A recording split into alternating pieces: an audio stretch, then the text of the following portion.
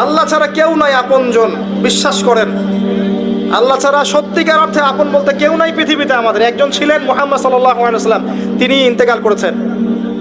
মুহাম্মদ সাল্লাল্লাহু আলাইহি ওয়াসাল্লাম এমন মানুষ ছিলেন যে তিনি একটা বাগানে ঢুকেছেন, একটা উট দৌড়ে তার কাছে চলে এসেছে, এসে গায়ের সাথে বুকের সাথে গাটা লাগিয়ে রেখেছে। নবী সাল্লাল্লাহু আলাইহি ওয়াসাল্লাম আদর করছেন, হাদিস স্পষ্ট সহিহ, নবীজি আদর করছেন এবং বলছেন, জানো উটটা আমাকে কি অভিযোগ করলো? উটটা আমাকে তার মালিকের বিরুদ্ধে অভিযোগ করলো, তার মালিক তাকে কষ্ট দেয়। এই উটটা পর্যন্ত, একটা অবলা প্রাণী পর্যন্ত আমাদের নবীকে আপন মনে করছেন, ছুটে চলে আসছেন, আমার কষ্ট হচ্ছে, আমাকে ধরেন।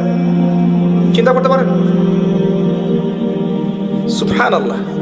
নবী সাল্লাল্লাহু আলাইহি ওয়াসাল্লাম যখন মসজিদ নববী নির্মাণ করেছেন, ওখানে একটা খুঁটি ছিল, এটা অনেকে জানেন, খুঁটি ছিল। যখন মিম্বর এসেছে, মিম্বর, তখন তিনি মিম্বরে দাঁড়িয়ে বয়ান করা, খুতবা দেওয়া শুরু করেছেন। তখন ওই যে খুঁটি, ওই খুঁটিটা থেকে কান্নার ডকডক আওয়াজ শোনা যেত। ওই জড়বস্তু পর্যন্ত মুহাম্মদ সাল্লাল্লাহু আলাইহি ওয়াসাল্লামকে আপন মনে করতেন।